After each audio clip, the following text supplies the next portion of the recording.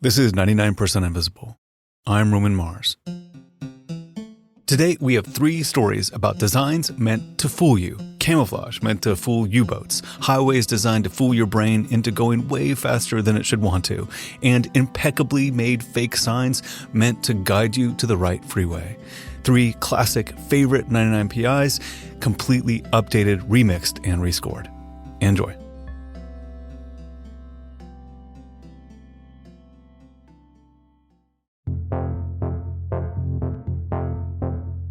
I think if you ask somebody on the street, what is camouflage, I believe the most common answer would be to say, well, it's a figure and it's being hidden by being blended with its background. Scientists today call that background matching. I call that high similarity camouflage. That's Roy Behrens.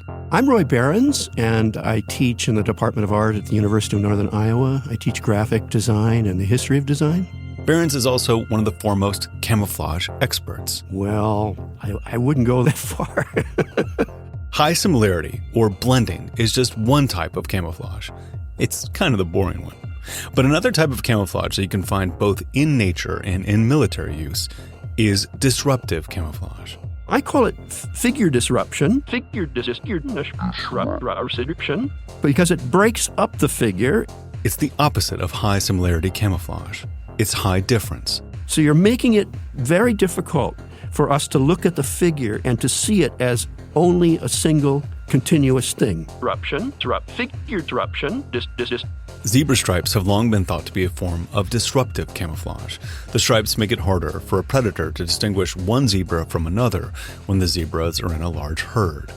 The stripes might also make zebras less attractive to blood-sucking horseflies, but I digress. But when it comes to humans, the greatest, most jaw-droppingly spectacular application of disruptive camouflage by the military is Dazzle.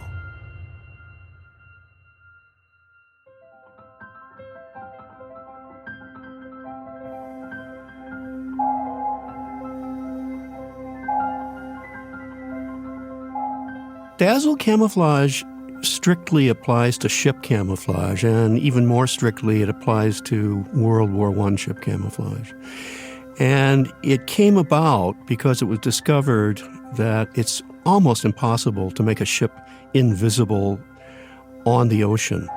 The horizon is changing in color, it's changing in amount of light. So there are all kinds of conditions that make it so a constantly moving ship can't blend into the background of the sea.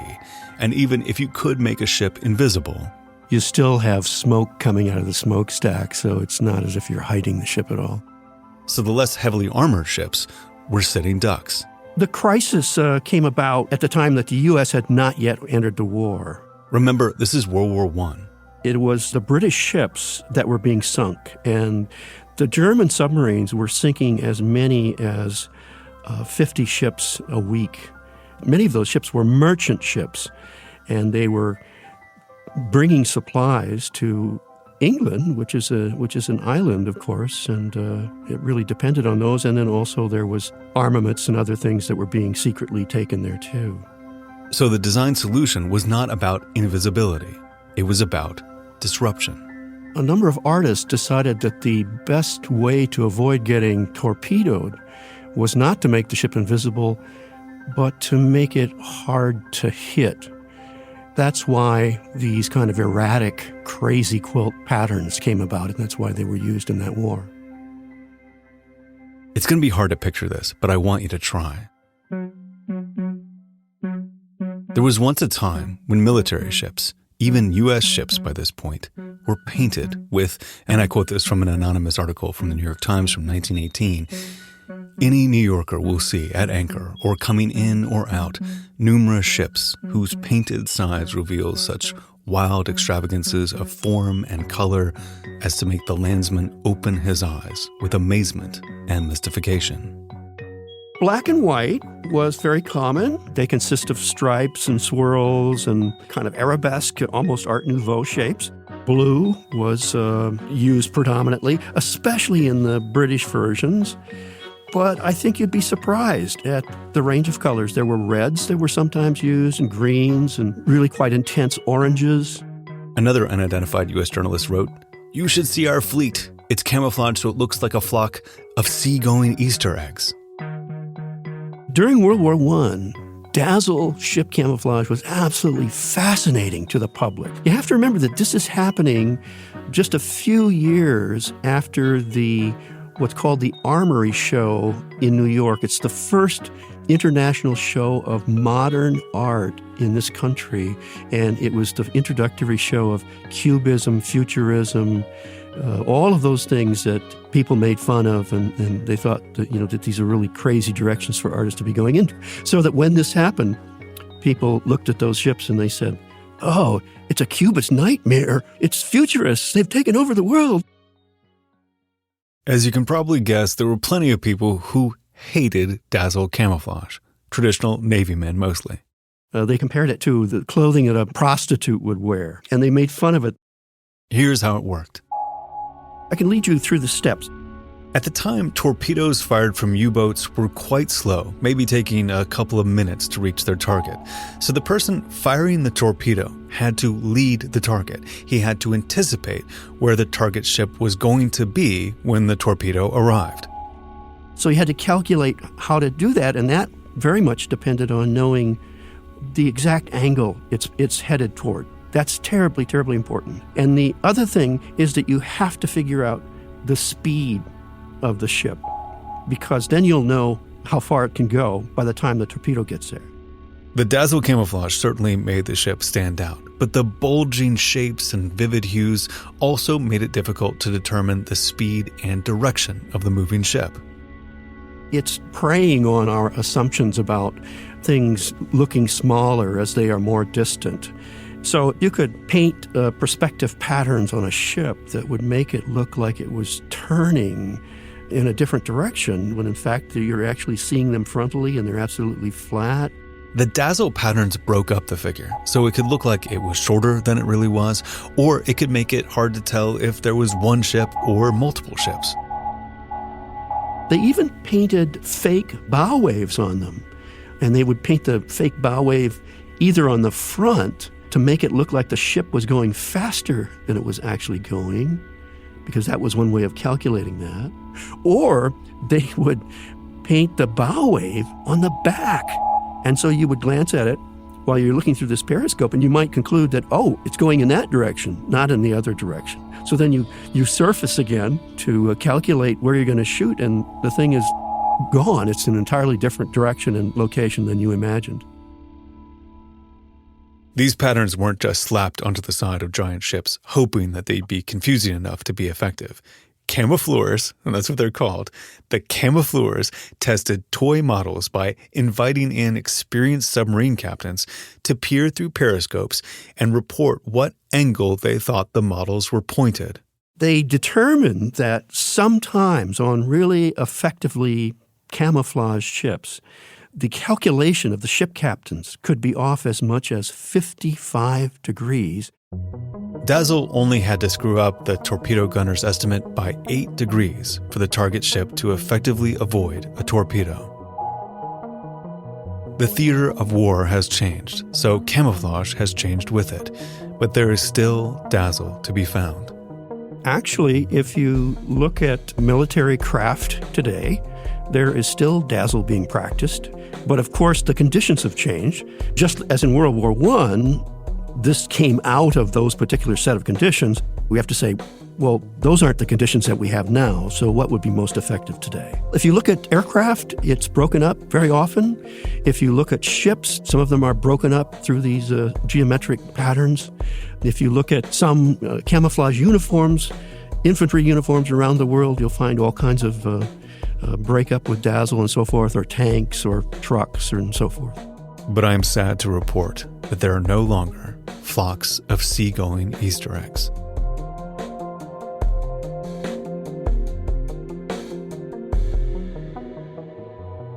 That was episode 65, Razzle Dazzle.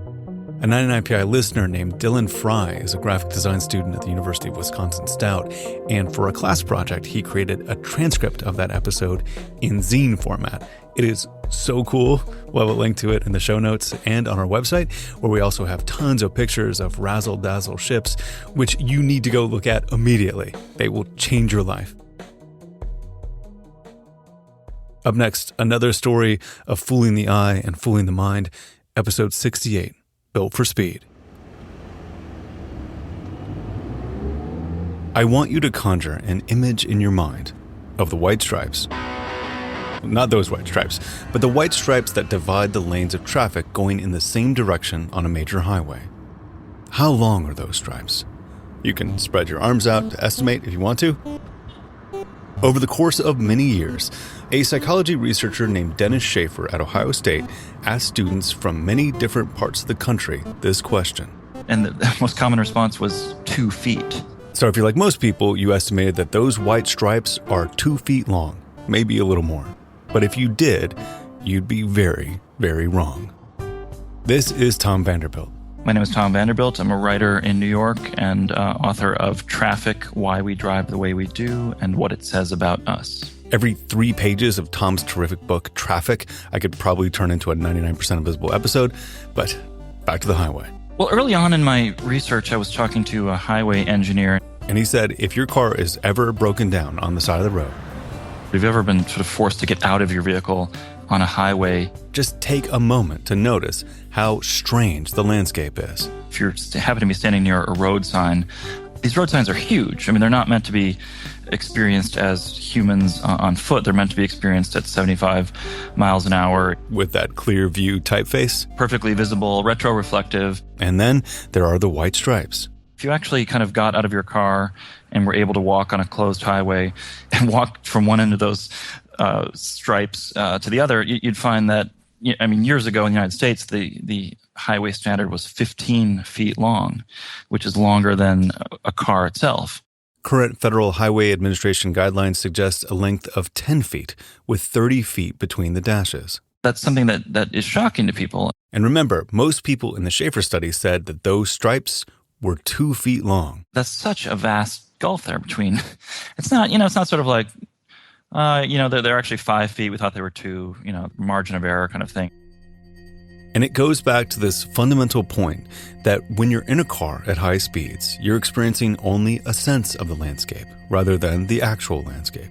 This kind of sense of the landscape has been presented to you to essentially make you feel comfortable. And to make a highway work in what are really evolutionarily ridiculous speeds for a human to travel. You have this big, flat, wide open, kind of stretch of road that even if you have a 65 mile an hour sign, the message of the road is telling you something entirely different. And I think that's really where a lot of our behavior comes from. Sometimes, you have sort of willful speeding, willful kind of law breaking, but a lot of it is just people are paying attention to the visual messaging of the road, not to their speedometer.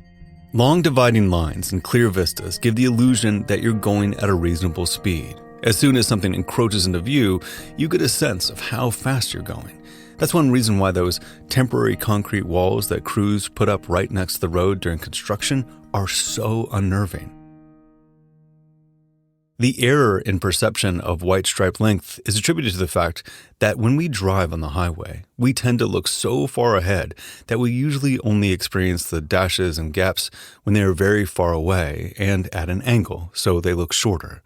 But there's no consensus as to why people all over the country were so consistently wrong with the 2 feet estimate. It's become one of my favorite cocktail party, facts. Mine too.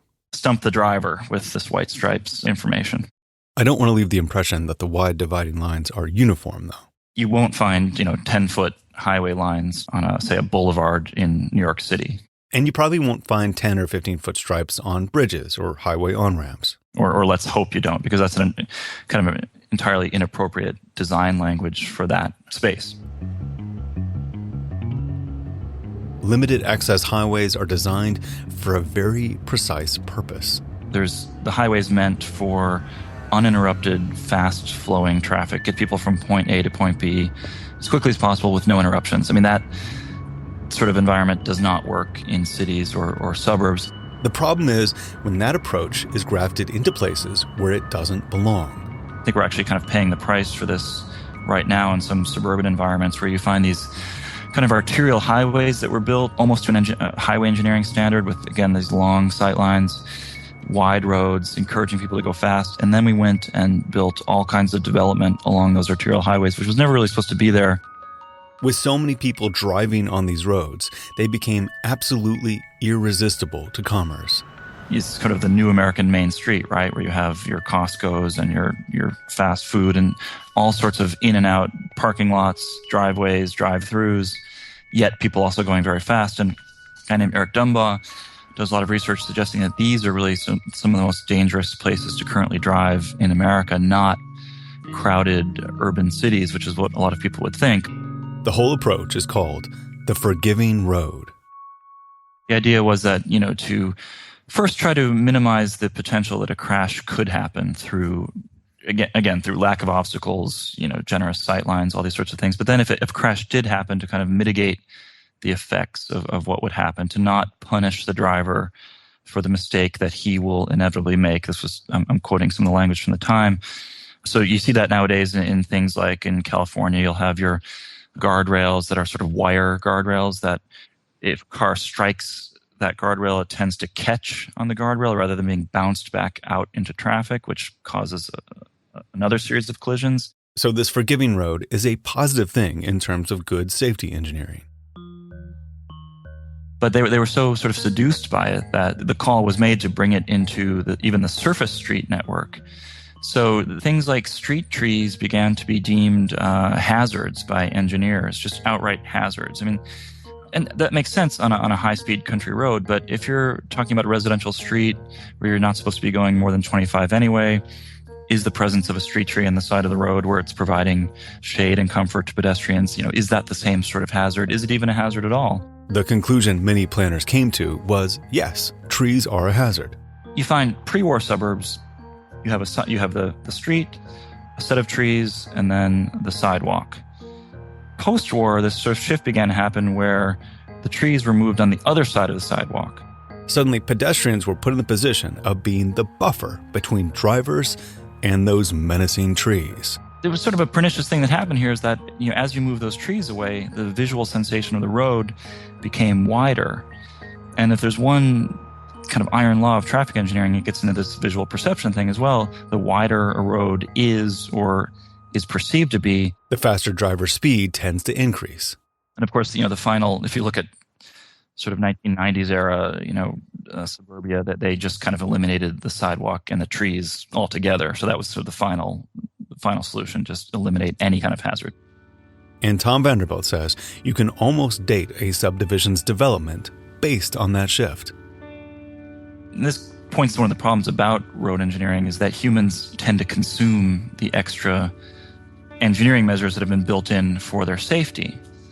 Much in the same way, I like to draw the analogy with some of the research that's been done on food packaging by Brian Wanzik at Cornell University. You're doing experiments where, if you give people, just random group of people, large buckets of popcorn filled to the top with popcorn and give them a smaller amount of popcorn in a smaller package, they'll just eat more of the larger package, it has nothing to do with their level of hunger. It's just the size of the package influences their behavior. And I think a lot of our road environments are sort of like that. They're over-engineered for this safety, and then we tend to consume a lot of the extras, getting us back to this kind of homeostatic edge that we're always kind of playing with, I think.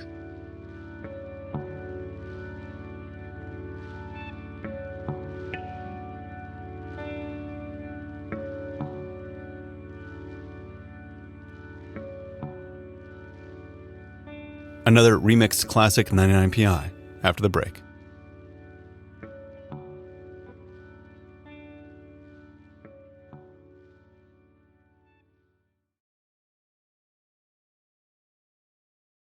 We're back with the story from reporter David Weinberg.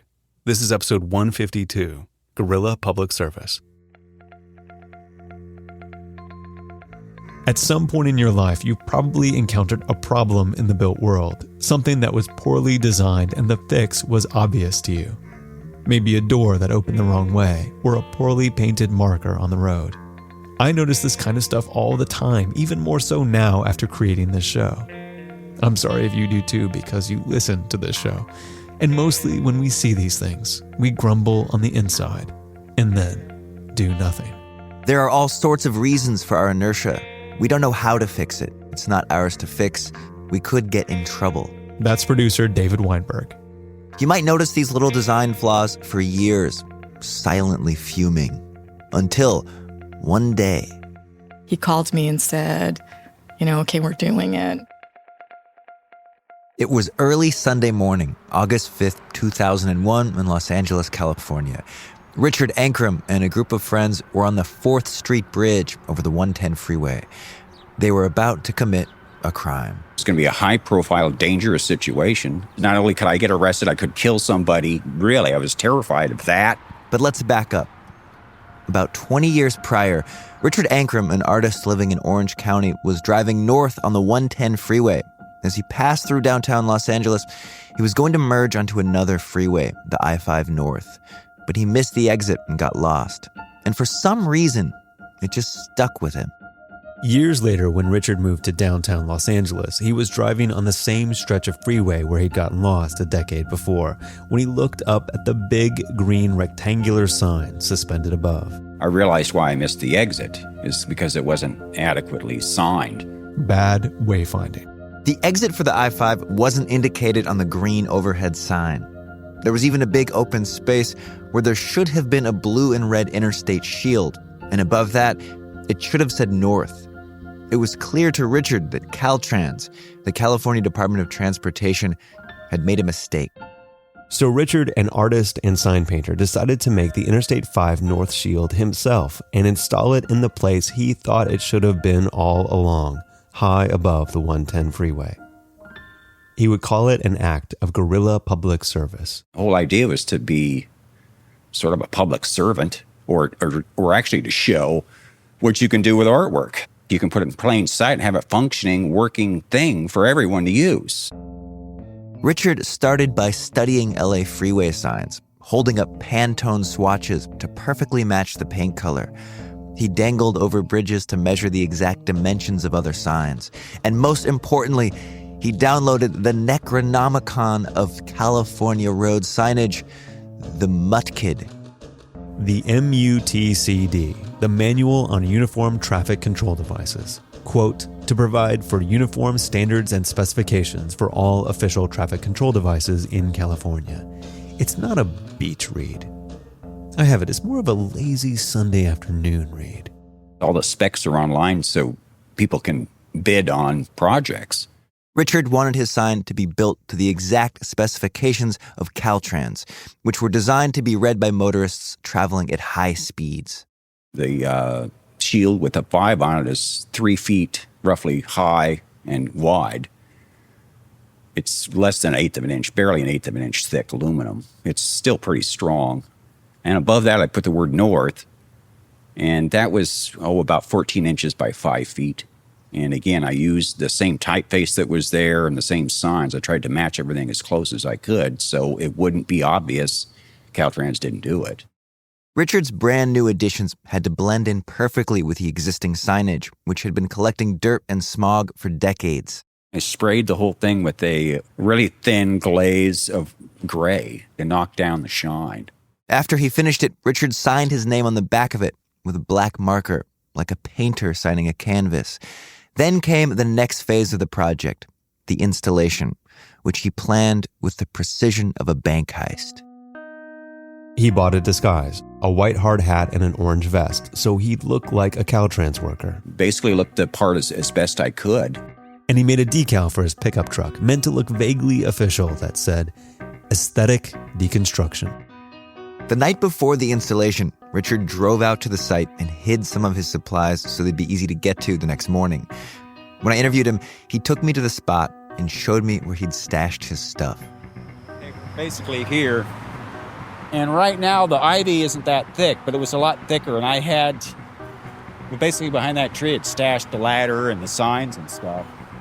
After he hid his things, he climbed a tree and just sat there, going through everything in his head. I just sort of calmed myself down by being there and hanging around with it the night before. Richard was worried that he might drop the sign or one of his tools onto the road below. Drivers going 60+ miles an hour would have no time to react if something landed on the road in front of them, or worse, onto their car. That was the scariest thing of the whole project is if somebody got hurt, I'd have to live with that. And then the project, I'd have to can it because it would have defeated the whole idea of it. But despite some reservations, Richard was pretty confident he could pull the whole thing off. And he'd gone too far to turn back. And that brings us back to the morning of August 5th, 2001. Richard did not act alone. He asked several friends to film the installation from different vantage points.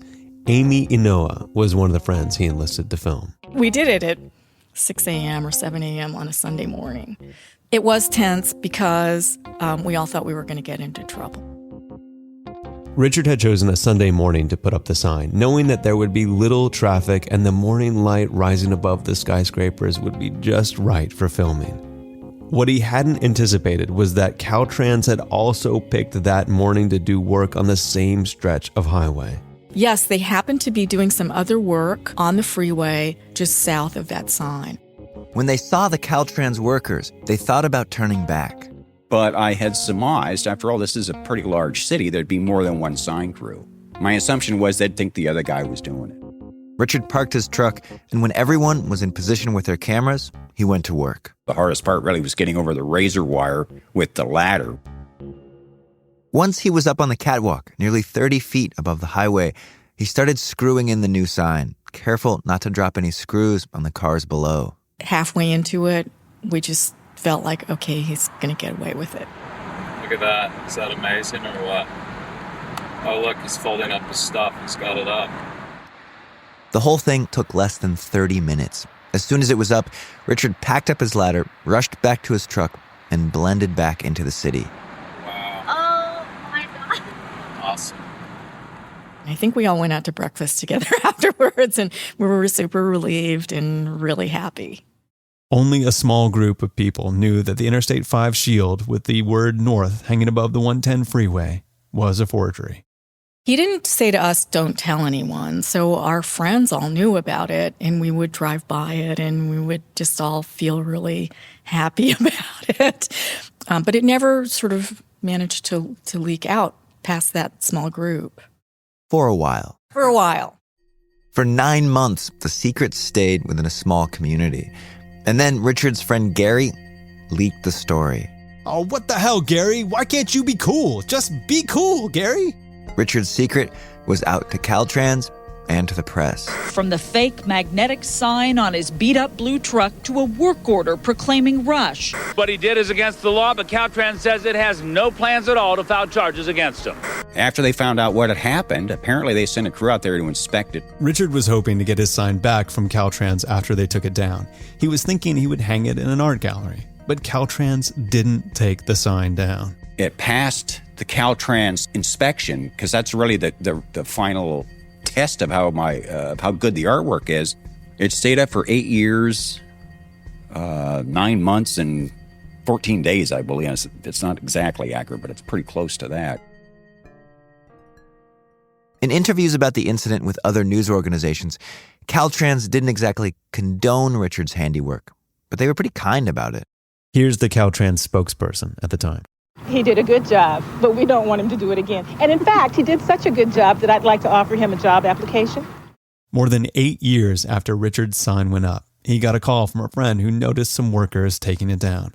Richard contacted Caltrans to ask if he could have his sign back. By the time I tracked him down, it had already been crushed into a bale going for China. And who knows what it turned into? It could be a waffle iron by now. After Caltrans took down Richard's sign, they replaced it with a brand new one. But this time, they incorporated his ideas into the new design. They added the 5 North and the shield not only to that sign, but to 2 additional ones up the road.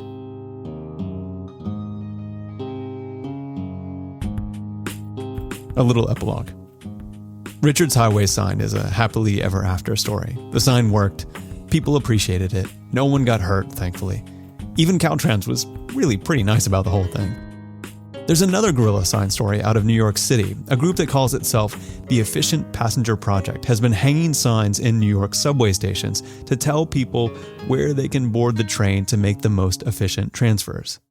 The project is not at all affiliated with the Metropolitan Transit Authority, but the signs look just like MTA signs, black with white Helvetica lettering. They say things like, board here for best transfer to the 4, 5, and 6 trains, or board here for best transfer to F and M trains.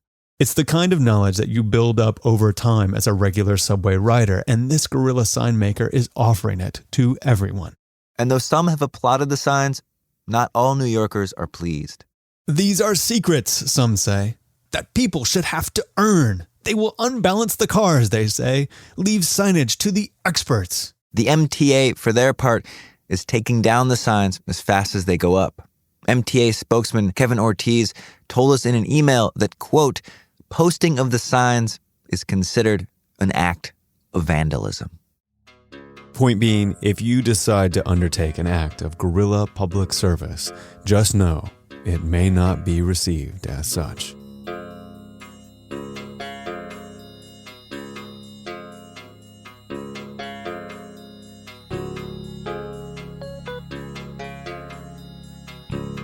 That episode, Guerrilla Public Service, first aired in 2014.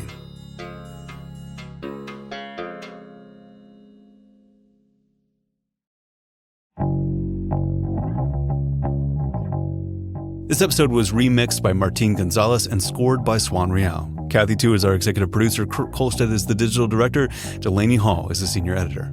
Taylor Shedrick is our intern. The rest of the team includes Chris Berube, Jason DeLeon, Emmett Fitzgerald, Christopher Johnson, Vivian Leigh, Lashma Dawn, Joe Rosenberg, Gabriella Gladney, Kelly Prime, Jacob Maldonado Medina, Nina Patak, and me, Roman Mars. The 99% Invisible logo was created by Stephen Lawrence. We are part of the Stitcher and SiriusXM podcast family, now headquartered 6 blocks north in the Pandora building, in beautiful, uptown, Oakland, California, home of the Oakland Roots Soccer Club, of which I'm a proud community owner. Other teams may come and go, but the Roots are Oakland first, always. You can find us on all the usual social media sites, as well as our own Discord server, where we are dropping our hot takes about Megalopolis and how the movie relates to the Power Broker. It's good stuff. There's a link to that, as well as every past episode of 99PI at 99pi.org.